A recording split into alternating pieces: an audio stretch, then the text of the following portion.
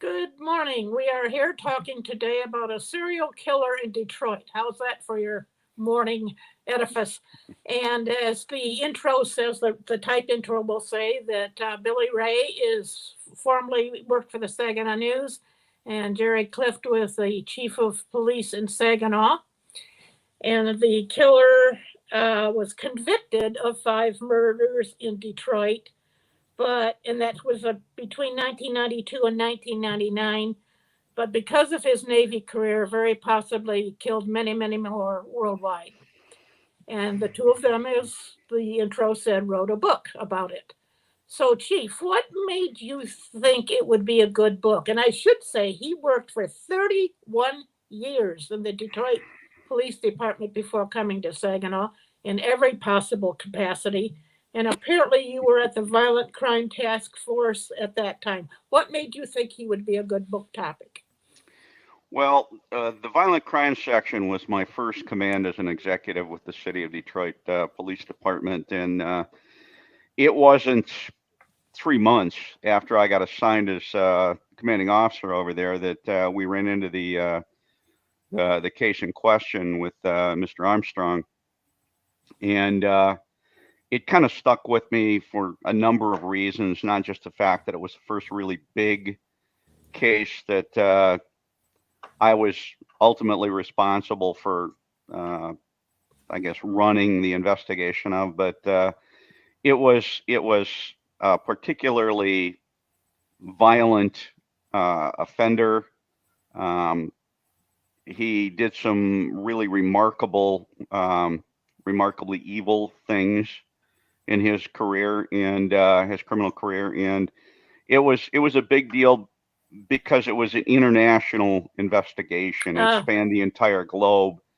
So it was kind of something that stuck with me, and I was with it from the moment that we discovered his cache, I guess you would call it, of victims, bodies, if you will, on the far west side, and I walked the crime scene. I saw the victims firsthand, and it ah, it, it kind of stuck with me. yeah. uh, the nature, the violence, the whole, worldwide scope of the whole thing, and the multiple agencies that we ended up working with all over the world to solve this crime.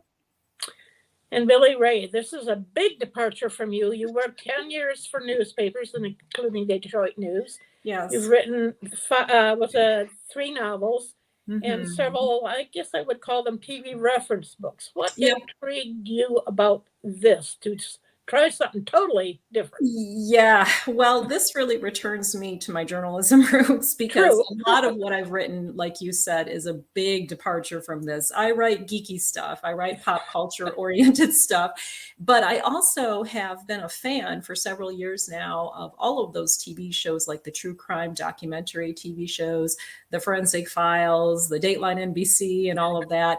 Me too. And and yeah, I mean, so many people now. It's just such a popular genre right now. And I had heard about this case. Actually, Jerry and I have a mutual friend who's a retired Detroit cop as well. And he was talking about Jerry and talking about this case and said, well, my friend Jerry, he's got this case that he worked back in the day in Detroit. And he always thought it would be a good book project, but has a lot of notes and material about it, but just never found the time to put it together himself because he is a Yeah. writer too. And he told me about this, and I thought about it for a long time. And I thought, it would be so fascinating. It's a serial killer. Serial killers are fascinating, unfortunately. And it Unfortunately. happened in Detroit, and I love Detroit. And so I thought about it and thought about it, and then it haunted me for a few months afterwards. And I thought, I could take on that project. I could get back to the hardcore journalism that I had learned and the newspaper industry that I had worked in for 10 years. And so I decided to take on the project, and we started researching, and Jerry assisted along the way, and we put together a book, and this is the product of it. And we're And very it's a whopping 400 pages. it is pretty big. It is a lot of material. I was able to get a lot of material through Freedom of Information Act requests and Oh, a lot of okay. interviews, trying to track down people who were affected by the case, family members of the victims, first and foremost, a lot of law enforcement, and just anyone else whose life the case touched. So how long of a process was it when you started?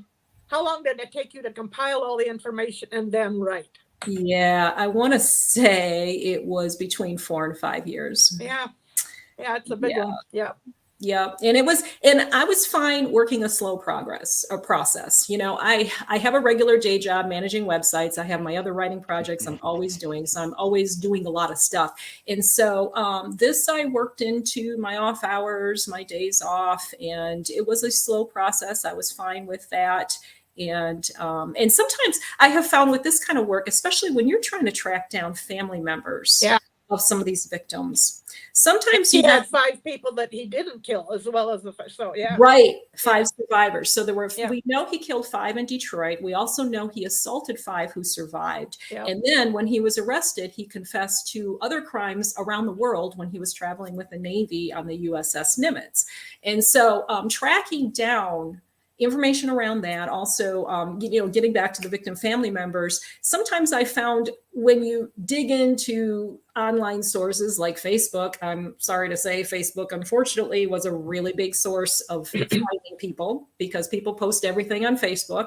And you can find they sure their do. relations, you can look at their friends list, you can see all, and then so being able to find people, sometimes you have to let things percolate for a while. I'll call it, like you find a sister of a victim or something on Facebook, and you send a message and you don't get a response, and it kind of has to sit there for a little while. And sometimes you'll get a response back, and sometimes it'll be like a year or two later. It really. Yeah.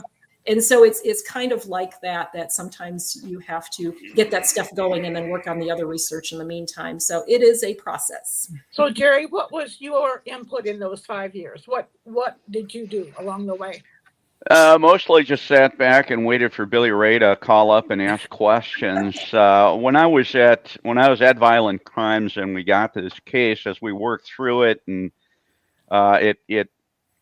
it struck me at the time that it was going to be something that when I finally retired, maybe I'd like to write something about what I'd done and some of the cases that I was involved in and what have you. And I kind of made it easy on Billy Ray because I copied every document and put them of the entire case file, put them into a box, and I carried them with me through about 4 different moves through my career after I left that particular command. And the thing that I really, I guess you would say, it wasn't frustrating. I'm a very patient person generally, and Billy Ray works really hard, and she was constantly in touch and constantly asking questions, and it was kind of fun hooking her up with the multiple individuals that were still around from the violent crime section.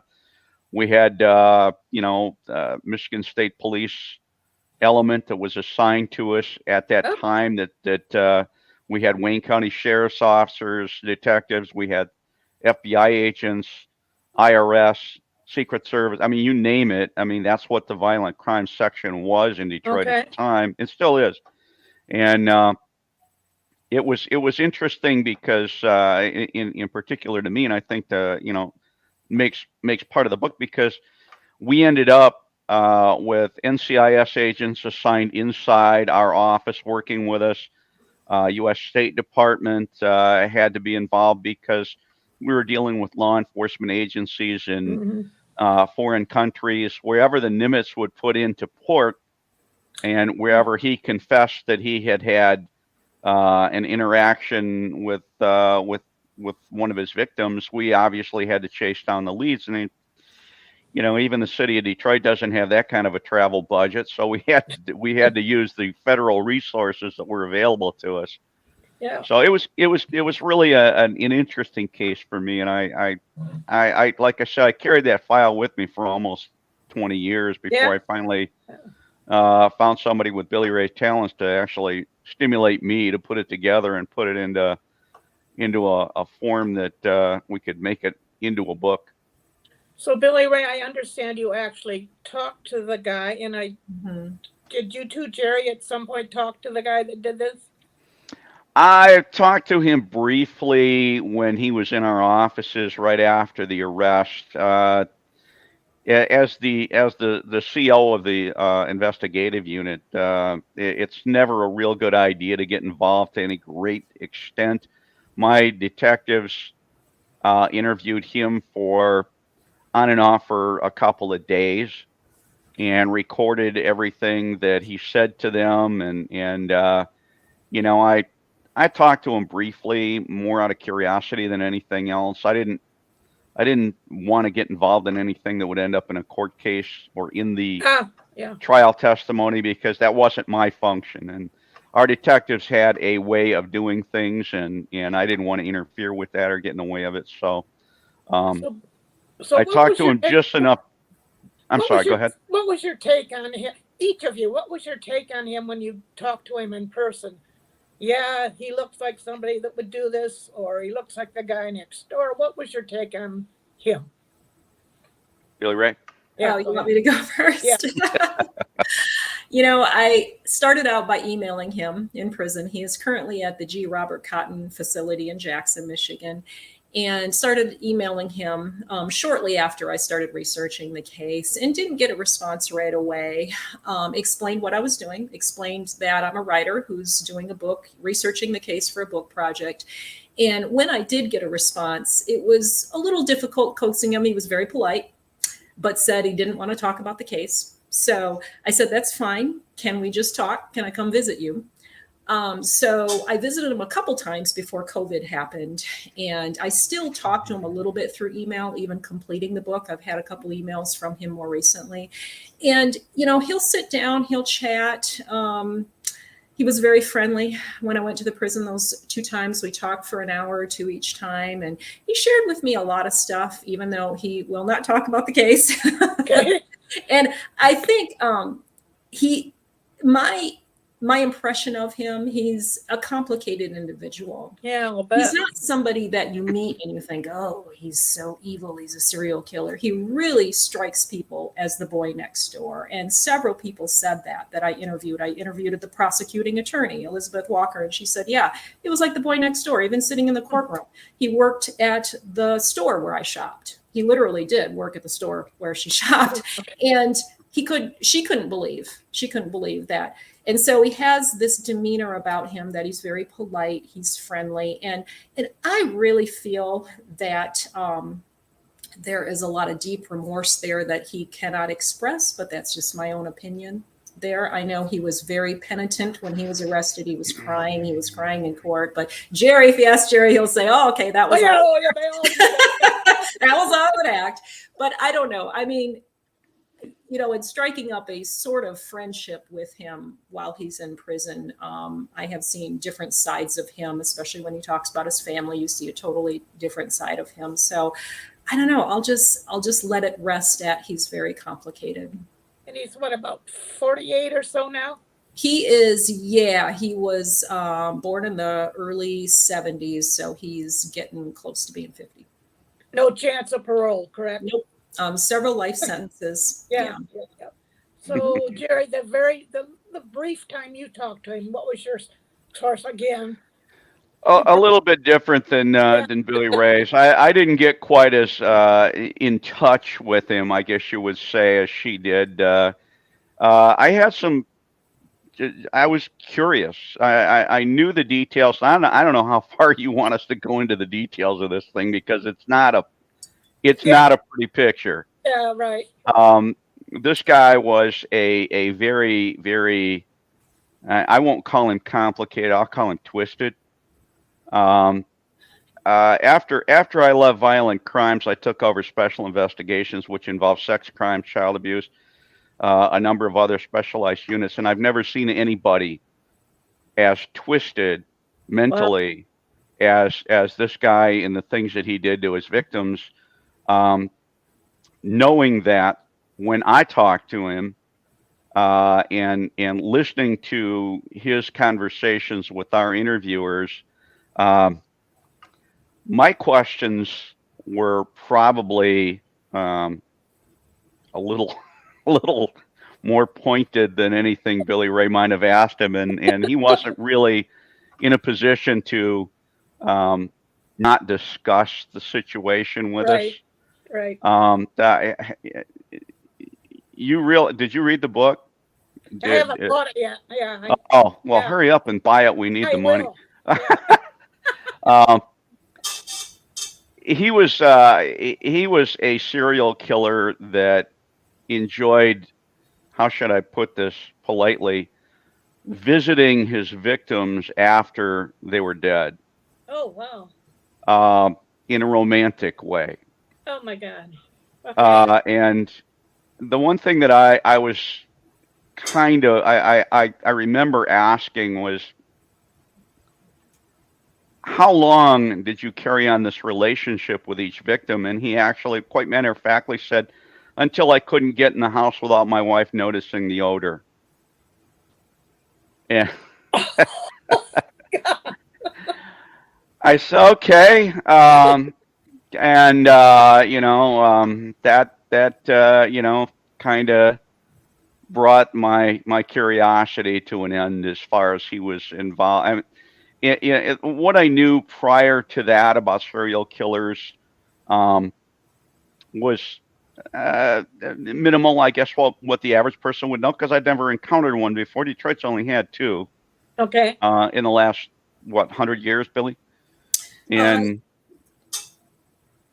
if an interesting statistic, if he were to have committed all of the crimes that he confessed to in the state of Michigan, he would have been Michigan's most prolific serial killer in the last 97 years.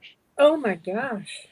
So And there were more in Michigan other than Detroit that he confessed to, right? That's what you're saying. we only got him for 5. Yeah. In Wayne County, 4 of them in Detroit, 1 of them in Dearborn Heights, just over the border. I mean, you could see the border from where we found the body. He confessed to at least 15, and when we matched the MO with known cases wherever the ship had put into port, we think the number's closer to 19 to 22 or something like that, Billy. I forget exactly and if you count the assault victims that survived, that's another 5.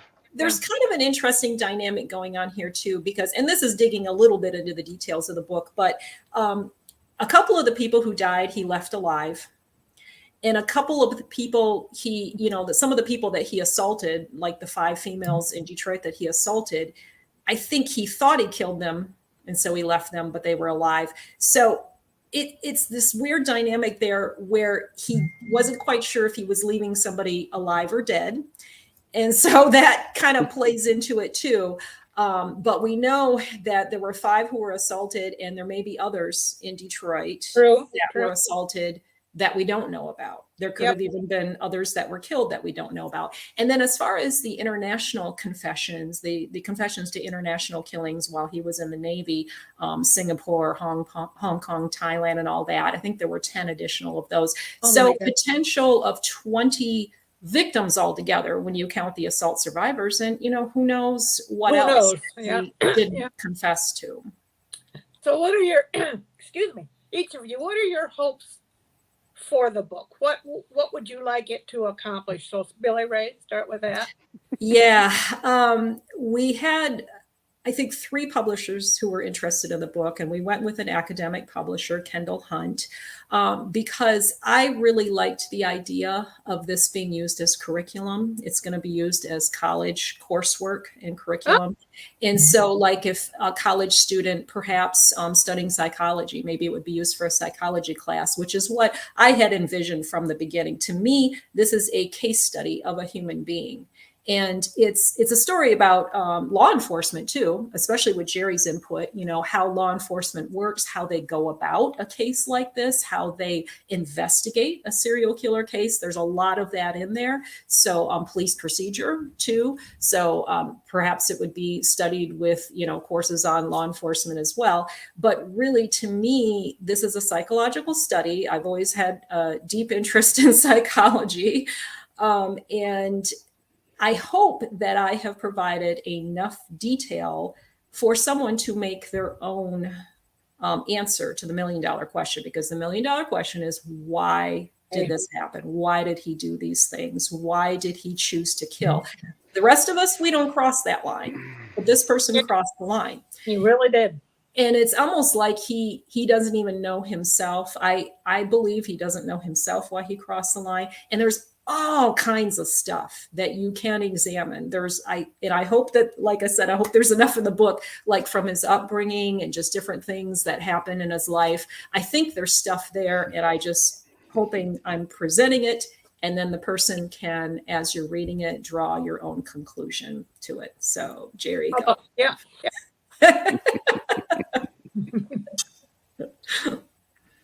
So, Jerry, what do you think? What do I hope to get out of it? Well, the first thing that pops to mind is royalties, but yeah, I'm only getting a real small portion. Billy Ray did all the work. I think one of the things now, after working with Billy Ray for so long, I think one of the things that I really hope to get out of it is that it'll stimulate her to work with me on a few other cases that I've been dragging around for the last 20 years. Okay. Most of which she already has. So I'm kind of looking forward to episode 2 and episode 3 in the Billy Ray Bates true crime series, I guess you would say. Right after that, there'll be an oxygen. So, on the police standpoint, she was talking that it's a psychological study. On the police side of this picture, what do you hope people realize? Well, I think it provides a valuable resource. When we got into this, the first thing that I did, being research oriented and an academic at heart, I went out and I read everything I could find on serial killers, and even after we caught him, just to see what we were getting into, because if that's the nature of the command that I had just inherited and that I would ultimately move on to from there, sex crimes. We worked a lot of serial rapists, and I wanted to know. I wanted to know what I was looking at, what I was getting into, and I wanted to explore the mindset, if you will, of the type of an individual that would engage in this type of activity. So I'm hoping that it'll stimulate others in law enforcement to do the same thing. That knowledge is power, and the more we know about this kind of a person, the better we are guarding against this sort of thing happening again. And even to this level, Billy Ray and I have discussed in the last couple of months the fact that if you look at it over time, forensic science has made the phenomenon of a serial killer with this kind of numbers and this lengthy of a career, you don't hear about it too much anymore after the 80s. And the reason that you don't, this all took place in 1999, 2000, just as the courts were really beginning to formally recognize the use of DNA evidence. Okay. The serial killers before him, you would see 8, 10 victims before they get caught. Now, we really haven't seen too many high-profile, multiple killers of this nature, because DNA evidence, for one thing, and I think the psychological body of knowledge that we've been able to build in studying these kind of individuals has made it possible for law enforcement to identify and put a stop to this kind of activity sooner. Well, that's interesting. Yeah.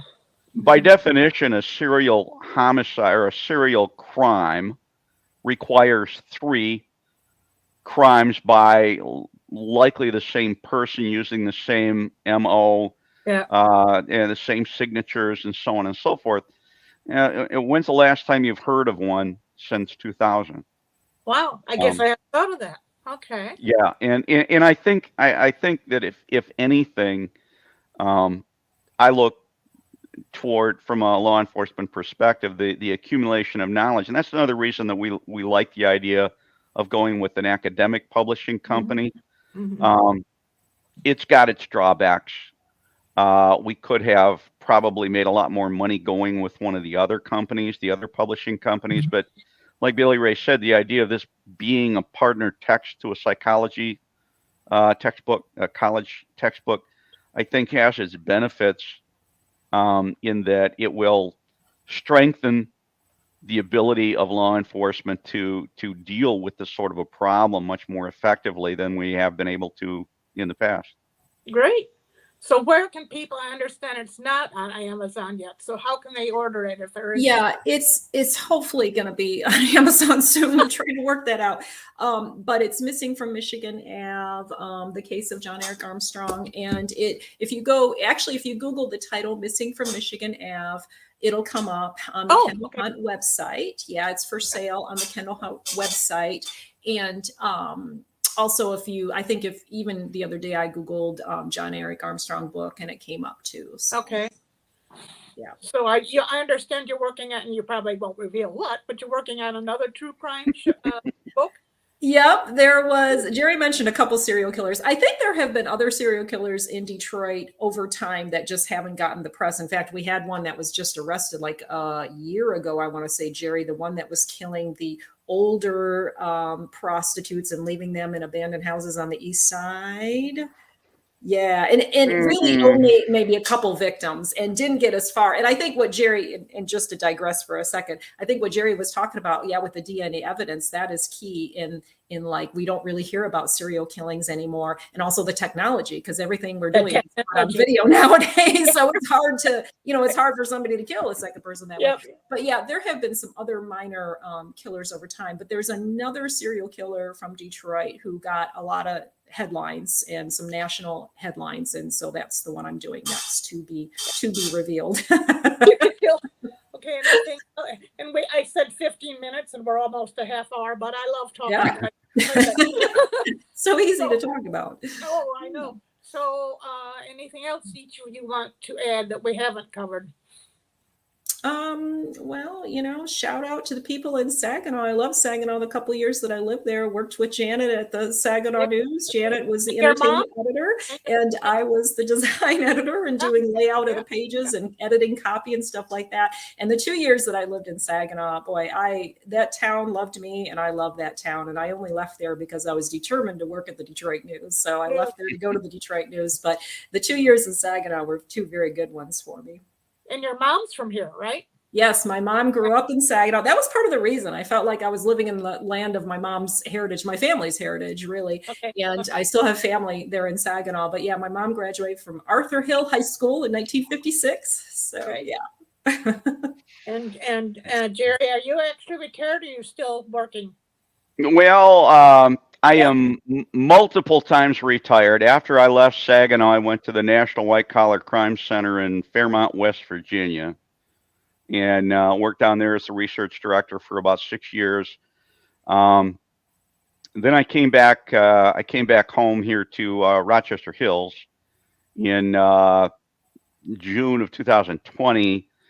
And about 8 months ago, I landed a job with a consulting company, and we're working out west with a major city police department, and that's about as much as they would prefer me to say. Oh, that's no problem. But it's a lot of it is working from home, which makes it nice. So I only have to travel every 9 weeks, and then Okay. only for a week at a time. But I get to see more of the country, and it's another big city police department, and it's a lot of fun. It's a nice way to kind of wean yourself off of it after all of these years, if that's even possible. If that's possible.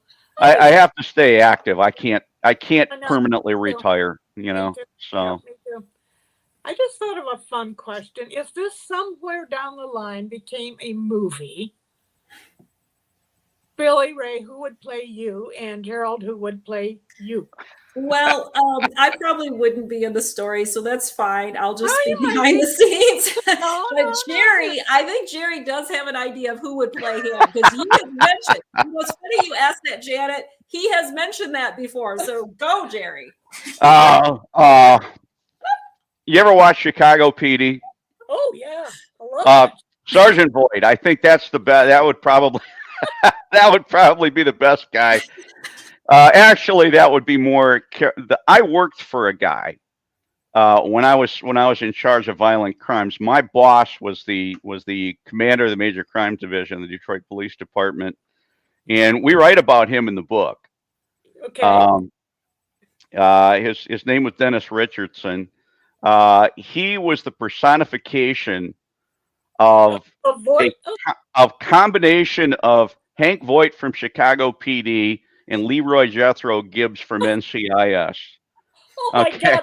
God. He was a combination of the worst of both. We had a great guy to work for. You either loved him or you hated him. And to this day, we are dear friends. He was, to tell you what he was a little bit like, remember his last name was Richardson. Our wives in the violent crime section, and there was over 100 of us, formed a group called WAR, Wives Against Richardson. And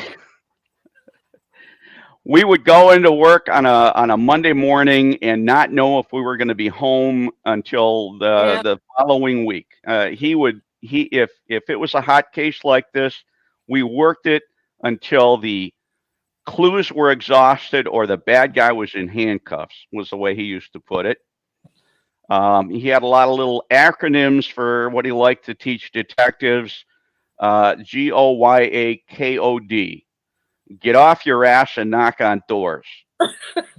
He hated telephone detectives. He threatened to take the telephones away from some of the harder working detectives because they belonged on the street. They didn't belong sitting at a desk talking to people over the phone because you can't see facial expressions on a telephone. Great guy. And There's your next topic, Billy. There's your next topic. Yep.